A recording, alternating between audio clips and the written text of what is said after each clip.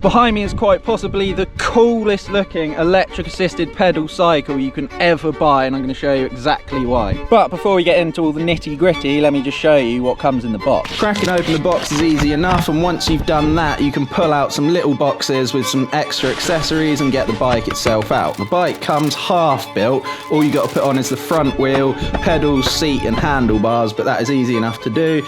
You get a box with some extra accessories like a phone holder, a pump and a lock. That's quite the dream. Boom, here we go. This is the full bike built up. Got the battery on, we got the seat put on, we got the mud guards put on, light put on the front. This adjusts to any size phone that you might have, and we also mounted on these indicators that came in the box. So this thing is now fully built and ready to go.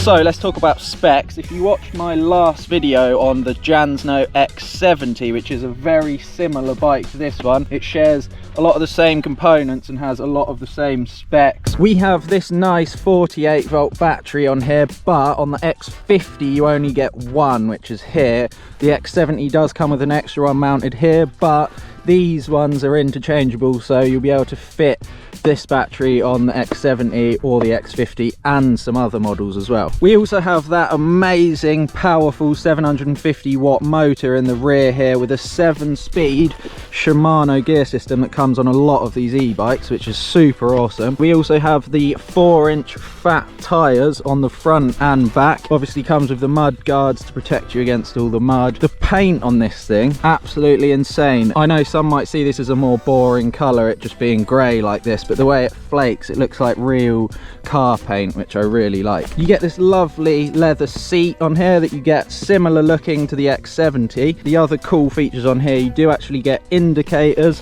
which work on the rear and the front. As you can see, you have a little horn as well, and if we just hold this plus button down, we get this big front light turn on, which is a really powerful light. Obviously you can't tell right now because it is broad daylight, but at night that thing does light up pathways, which is awesome. The actual geometry of the bike itself is pretty much the same as the X70. It is stated that riders from 5'3" to 6'3" will fit on this bike, and the position of this seat, I have found that for me personally, I do actually fit better on this bike than the X70, and I'm about 5'9". I also found when biking this thing along that I felt like I could adjust my seating position a bit easier on this one. A lot of the comments on the last video said that the seat on the X70 was in the sort of wrong place basically. I feel like you have a bit more leeway with this one, and it does feel really nice to sit on. We have 5 power modes discluding 0, which practically turns the bike off, 1 all the way up to 5, and these sort of vary in how much power they put out, and at its peak this motor will put out 60 Newton meters of torque, which is actually quite a lot for a little bike like this. It weighs in at about 40 kilograms, which is quite heavy for one of these things, but it is 10 kilograms lighter than the X70, so a better choice if you are concerned about that. And the main difference in my opinion being that this only has the one battery, so the range on this is about 80 miles, whereas on the X70 you get that little bit extra. It is stated to be 120. We obviously have the nice forks up the front, a little bit of a rear shot, and with them big tyres, I think it is perfect for testing on these sort of off-road trails. So that is where I've come out to today. We're going to give it a blast in this little loop that I know and pretty much see how it performs. See if anything snaps, breaks, goes wrong, or if it's just a dream like the X70 was. So let's get into it. So then here we go, let's mount up on this beast. We'll kick the little kickstand in, we'll just adjust that GoPro slightly. We've obviously got a phone holder here, and let's power away.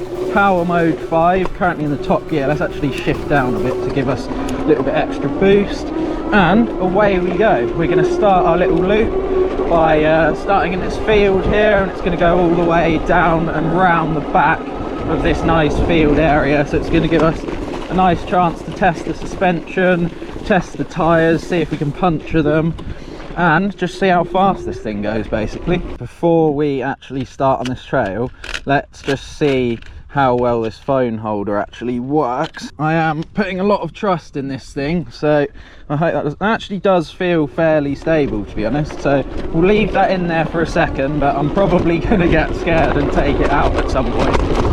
So let's bang it up into the top gear and start bombing down this trail. You can see that you can definitely pick up some speed on this thing. I'm already pedaling at about 40 kilometers an hour, which is quite quick. Just avoid that bit of poo there, heading down this hill where I think, oh, it does get a bit bumpy, but the suspension is taking a lot of them bumps out, helping to make this a little bit of a smoother ride despite all that noise. And there we go, slow down into this bit here. Let's bomb up this hill here. No trouble on that huge powerful motor getting up that hill, even in a stiff gear. I've now just actually taken my phone out of this because I don't want it in there the whole time. Although it does feel really sturdy, not entirely sure if I trust it. So I'm actually going to take it off the handlebars as well, so you guys get a better view of what's ahead. So you just spin that back plate off, pull it off, oh, drop that bit there, and away we go. So far, so good. Powering through this nice little off-road section. We've got some bumps here actually. We'll see what the suspension is like.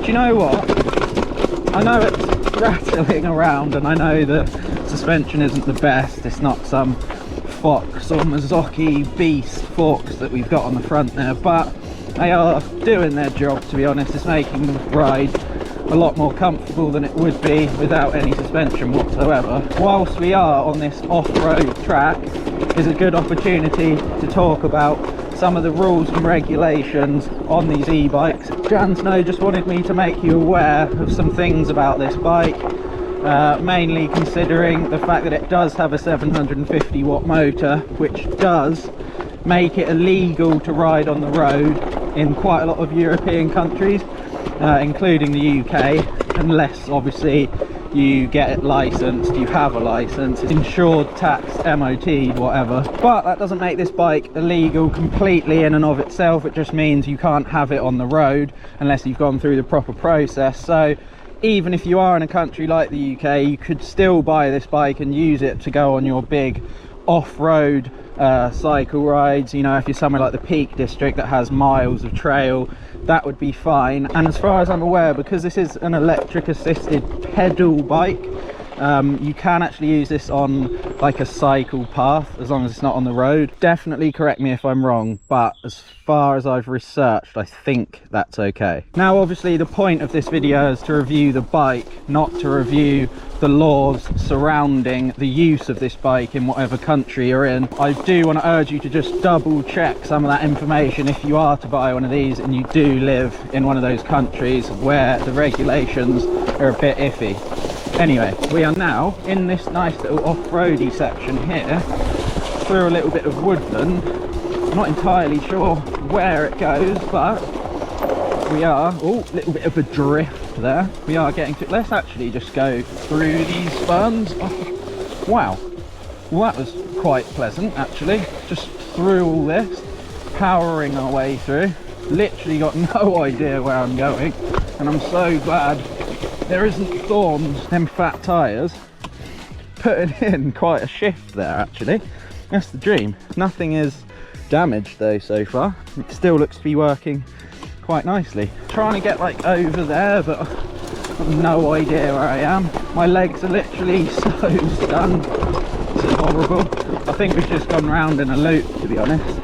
Let's just try and, oh, there's more stingers. Oh, my legs don't like me right now. Oh, okay, here we go. We're back, we made it through there. I've gone all shivery and goosebumps from all the stings I've got on my legs. Should have put trousers on. It's a small price to pay for the amount of fun that I'm having on this bike at the moment.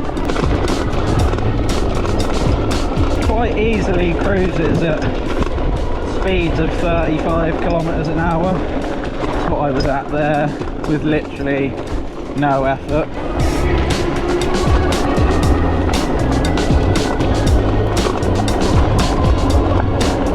Nice little hill bomb here. Very stable, I must say. This bike doesn't feel dangerous to be going this quick whatsoever, and we can pick up quite a lot of speed. As you can see, I had to jam the brakes a bit there. But yeah, this is the dream. The tyres are pumped up quite hard as well, and it doesn't seem to be losing traction at any point. Let's give it some blast. Oh my god, flying round them corners there. What a beast. Now I don't know where to go. That looks like a river. Let's try and complete this loop then.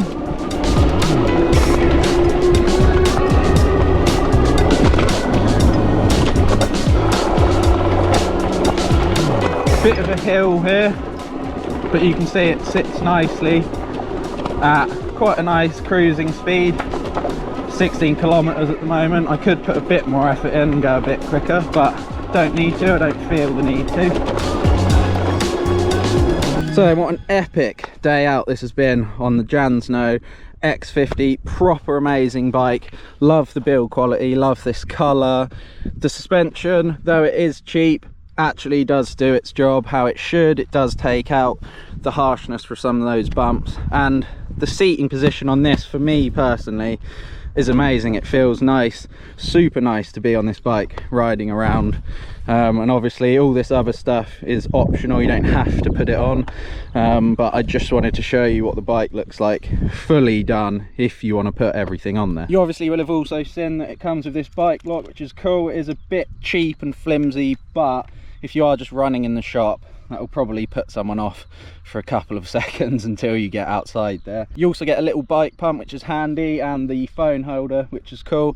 And one thing I forgot to mention in the last video, you do actually have a USB slot in the battery here, so you can charge things off of this battery whilst it's also running your bike, if that makes sense. So if you did want to use this phone holder and charge your phone, you can. I think the only other thing I forgot to mention is it does have brake lights, as you can see, so people know when you're braking. So if there's any other e-bikes you want to see me review, definitely let me know in the comments below. I can try and get in contact with some different companies and get some stuff on the channel that you guys want to see, just so we can give it a nice proper testing. Other than that, hope you enjoyed, and I'll see you in the next one.